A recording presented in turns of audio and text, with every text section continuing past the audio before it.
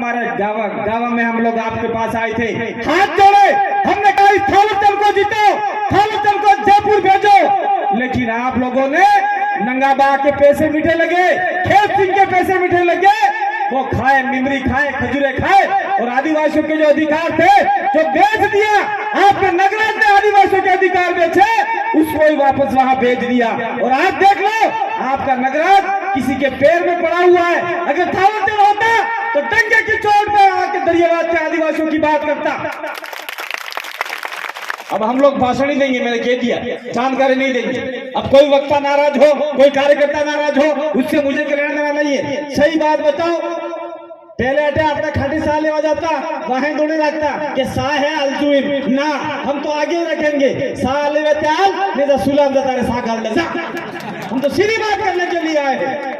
मैं साथ साथ में लंबी बात नहीं करूंगा।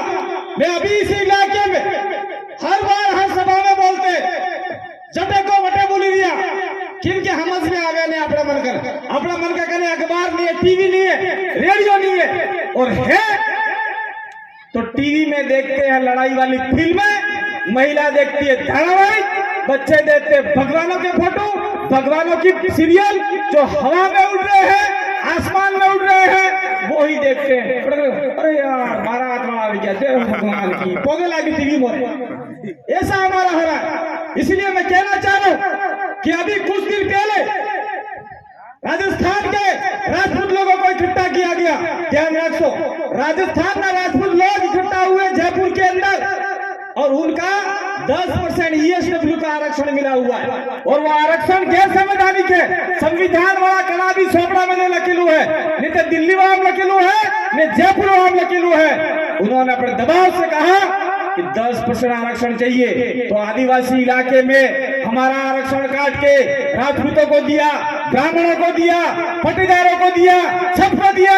सरकार चाहे जिसको दे, लेकिन इस इलाके का जो भी है 100% मालिक तो आदिवासियों का है। अगर हम चाहेंगे तो देंगे, लेकिन हमारे यहाँ के 17 MLA, 17 में से पहले वाले अभी 2 अपने आदिवासियों के 17 MLA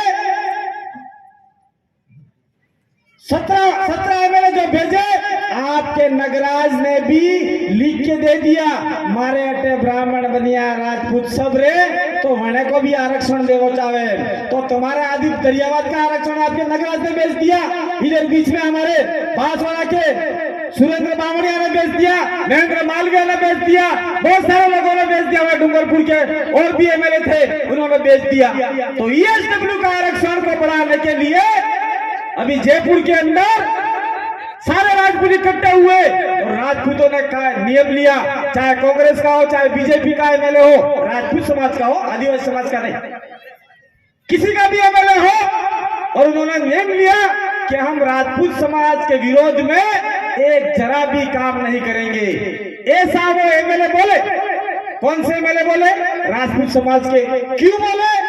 क्योंकि सारे राजपूत एक होकर उनके MLA को झापड़ मार सकते हैं, उनको कूट सकते हैं, पीट सकते हैं। ये पावर राजपूत समाज के अंदर एकता में है। तो फिर उन्होंने कहा कि हमारा राजस्थान का मुख्यमंत्री राजपूत होना चाहिए, ऐसी भी बात उन्होंने कही। अब आप ध्यान से सुनिए, उसके 2-3 बाद में, इधर आ जाओ भाई, 2-3 बाद में जाट समाज इकट्ठा हुआ।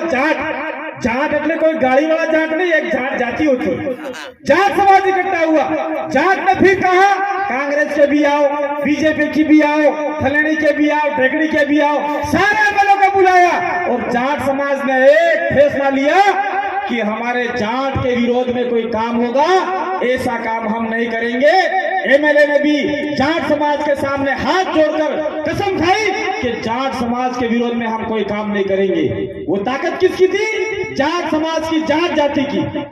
और फिर उन्होंने नियम लिया, वहां से फैसला लिया कि अब की बार राजस्थान का मुख्यमंत्री जाट होना चाहिए।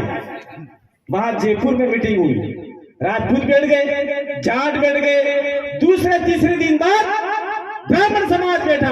ब्राह्मणों के ज्यादा MP MLA नहीं होते, लेकिन वो सबको बुलाया, और ब्राह्मणों ने कहा कि हमारा ही मुख्यमंत्री होना चाहिए, हमारा भी आरक्षण बढ़ाना चाहिए। और इन ब्राह्मणों के बैठने के बाद में बीजेपी पूर्ण रूप से ब्राह्मणों की पार्टी है, सवर्णों की पार्टी है, गैर आदिवासियों पार्टी है और बीजेपी ने फैसला लिया कि सतीश पुनिया जो जाट समुदाय का था उसको बाहर फेंक दिया और आपके यहाँ का जो सांसद है सीपी जोशी उसको बीजेपी का प्रदेश अध्यक्ष बनाया। ये ब्राह्मणों की एकता का परिचय उन्होंने दिया। अब ये जाट ब्राह्मण राजपूत से हमारा क्या लेना देना, यही आप सोच रहे होंगे। है लेना देना हमारा उनसे, क्योंकि ये लोग हमारे ऊपर राज करना चाहते हैं, हमारा अधिकार छीनना चाहते हैं, हमारी जंगल जमीन लेना चाहते हैं, इसलिए हमारा इनके ऊपर है। और खास करके मैं आपको बताना चाहता हूँ, इस राजस्थान के इलाके में 17 एमएलए आदिवासी के हैं, चाहे वो मीणों के वे चाहे बीरों के वे।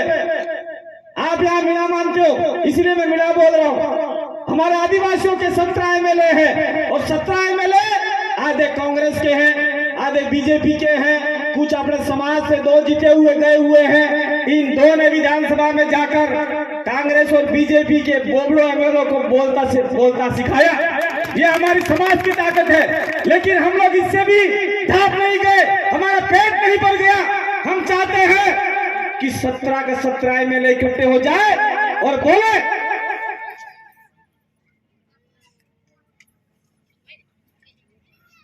भाई यू पानी है हरू नहीं हो बहुड़ो नहीं। 17 के 17 एमएलए बोले कि हम कांग्रेस बीजेपी को नहीं मानते, हम लोग मानते हैं तो हम आने वाले 2023 में आदिवासी मुख्यमंत्री होना चाहिए, ऐसा हमारे एमएलए को बोलना चाहिए था वहां पर। लेकिन कोई बोलना नहीं चाहता और आप लोग भी कहना नहीं चाहते हो। इसलिए मैं कहना चाहता हूँ, अब की बार आपके पास में जो भी वोट मांगने आए उसको बोलिएगा, बोल अभी कभी स्टेटमेंट दे। मैं भले एमएलए जीत के जाऊं, लेकिन राजस्थान का मुख्यमंत्री आदिवासी होना चाहिए। कल टीवी में बोलना चाहिए, कल अखबार में बोलना चाहिए, तो गांव में आना। अगर नहीं बोला तो चावल खाने के लिए तैयार हो जाना, आपको ये कहना पड़ेगा। कोई कहने के लिए नहीं आएगा। इसलिए हम लोग चाहते हैं, हम लोग जानकारी देने आए थे लेकिन समय नहीं है, इसलिए सारी बात यहाँ पे एक ही मुश्त में कह के जाना चाह रहे। 2023 छोड़िए, सहमति बटे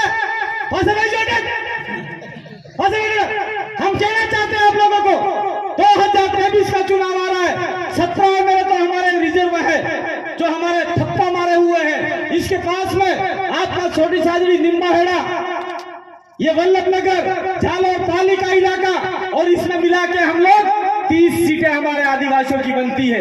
अगर 30 में से हम लोग 25 सीटें जीतने में कामयाब हो गए और उधर वाले मीडियाओं को बोलेंगे कि तुम्हारी भी 25 सीटें निकालो। कितनी 25 सीटें, 50 सीटें या 40 सीटें हम लोग जीत जाते हैं तो राजस्थान सरकार आदिवासियों के पास में आएगी। जो भी सरकार बनाएगी, चाहे कांग्रेस बनाए चाहे बीजेपी बनाए, वो आपके कदमों में आके पैर पड़ के बोलेगी कि वापसी अंदातार सरकार हमारी बनानी है, आप हमको समर्थन दो, तब हम बोलेंगे हमारा बिल प्रदेश बनाओगे क्या। हमारे जमीन जा रही है उसको रोकोगे क्या। जो जमीन सन्नत है, जो जमीन बिना नाम है, वो जमीन आदिवासियों के खाते चढ़ाओगे क्या। ये हम बोलेंगे। और बोलेंगे ये जो फैक्ट्री बनाई है उस फैक्ट्री में से 1 महीने का 1 करोड़ रुपया निकलता है तो 20 से 25 लाख रुपया आदिवासियों पे खर्चा करोगे क्या। ये हम बोलेंगे। उसके बाद में हम बोलेंगे कि इस आदिवासी इलाके में 75% आदिवासियों की संख्या है। हमारे बच्चे बहुत पढ़ लिख गए हैं, बहुत सारे ने डिग्रियां कर ली है, तो क्या हमको सरकारी नौकरियों में 5वीं अनुसूची 244(1) के अनुरूप आरक्षण दोगे क्या। इसके बाद में हम बोलेंगे कि हमारे कर्मचारियों को आप लोग बार बार परेशान करते हो, उनको शांति दोगे क्या। इस जंगल जमीन में जितना भी हमारा अधिकार है वो हमको दोगे क्या। फॉरेस्ट राइट एक्ट का जितने भी हमने दावे प्रस्तुत किए हैं वो पट्टे हमको दोगे क्या। जो भी बोलेगा कांग्रेस वाला बीजेपी वाला, नहीं साहब हम आपको देंगे, तो ठीक है, कोई बात नहीं, हमें तुम्हारा समर्थन हो तैयार हो, पर शर्त अगली है यह है मुद्दा तो हमारा हिस्स करा, ये तो हमारा मुद्दा है, लेकिन मुख्यमंत्री आदिवासी होना चाहिए तो ही हम आपको समर्थन देंगे। ये बात हम आप पूरे इलाके में घूम घूम के कर रहे हैं। मेरे को मुख्यमंत्री नहीं बनना है, आप में से बैठा आदमी को मुख्यमंत्री नहीं बनना है। हमारा समाज जिसको तय करेगा वो मुख्यमंत्री बनेगा। अगर हमारा मुख्यमंत्री बनेगा तो अभी उदयपुर के अंदर मावली में एक आदिवासी बालिकाओं के साथ में बलात्कार हुआ, रेप हुआ, उसकी इज्जत लूटी गई। कितने साल नहीं सोरी, खबर है? 9 साल नहीं सोरी।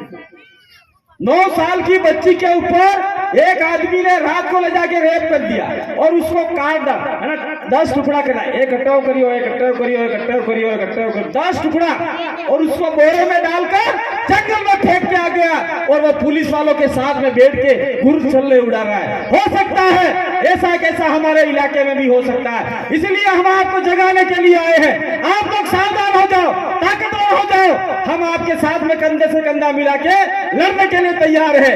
ऐसे हमारे इलाके में नहीं होने देंगे। हम लोग ये बात कहने के लिए आपके बीच में आए।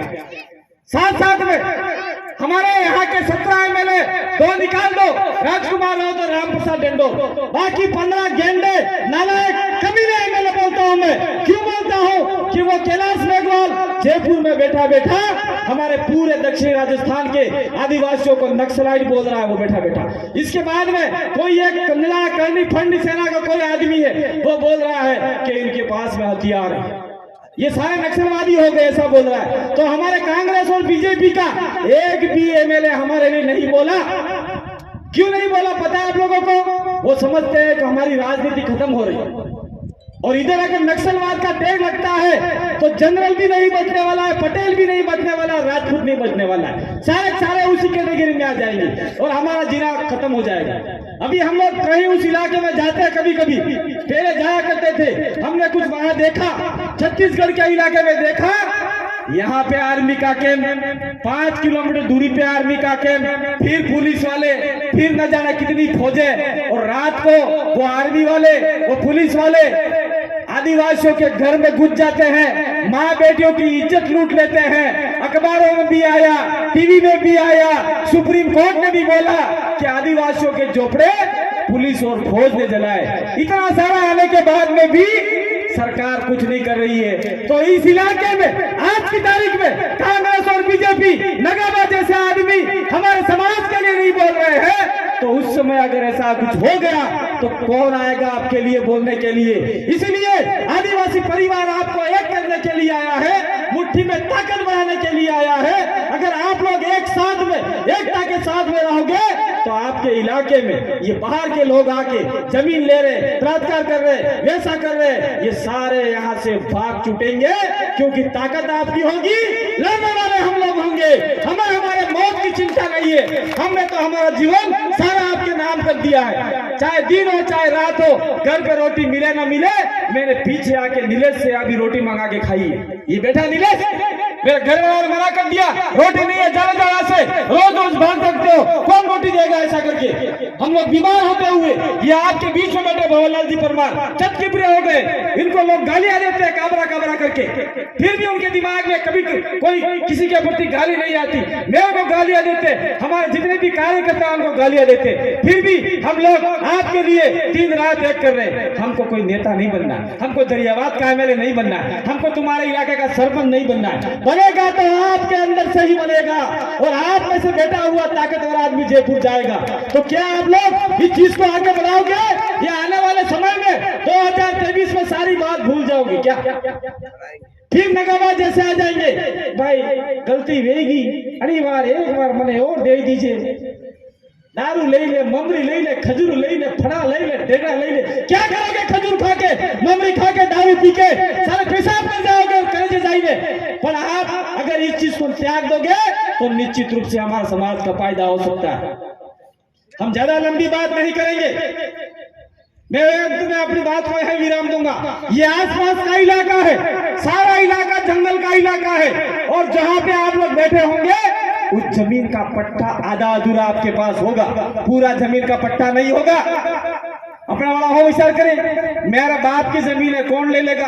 पटवारी कौन है, तहसीलदार कौन है, कलेक्टर कौन है? हम हैं। ऐसा करके हमारे लोग बैठे रहते हैं, लेकिन आज तक उस जमीन का पट्टा नहीं लिया है। जंगल के इलाके में हमने फॉरेस्ट राइट एक्ट के दावे प्रस्तुत किए थे, आज तक आदिवासियों को दावे नहीं मिले होंगे, मैं जानता हूँ। कौन सा एमएलए आपके लिए बोला, कौन सा प्रधान आपके बोला, कौन सा एमपी सांसद आपके लिए बोला, कौन सा वक्ता यहाँ पे आके बोला कि आदिवासियों के जंगलों में पट्टे मिलने चाहिए? नहीं दे रहे पट्टे। अगर आप में से कोई आदमी जयपुर जाएगा, कोई आदमी दिल्ली जाएगा, तो जहां जहां आदिवासी बैठा हुआ है वो सारी जमीन के पट्टे दिलाने का काम वो जो जीता हुआ आदमी करेगा। मैं तो कहना चाहता हूं, अगर आप लोग ऐसे आदमी को भेजोगे तो निश्चित रूप से फायदा हो सकता है। अब शौक लग गया।